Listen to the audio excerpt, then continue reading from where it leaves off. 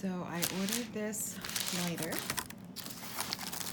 on Amazon, and I'm interested to see how it works and what it looks like. It's an electric lighter instead of a regular flame lighter, so it actually charges with a charging cable.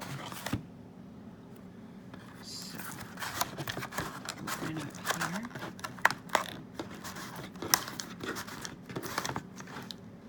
Okay, so I open up the box. I have a little note with a caution to avoid overcharging. Keep it switched off for child safety. That's a good feature. And it's in a little bag. Take this out. And inside we have the charging cable that plugs into a USB. I probably would not use a different one, but this looks like a micro USB. Okay. Alright. So now what I want to do is try and see how it works to light the candle. Switch it on.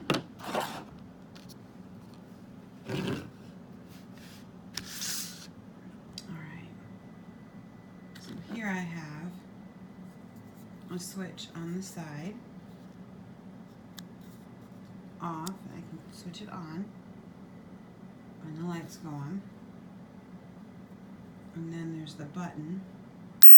And when I push the button, I get a lovely little light like that, but not open flame, which is kind of a nice feature. Let's see how this works.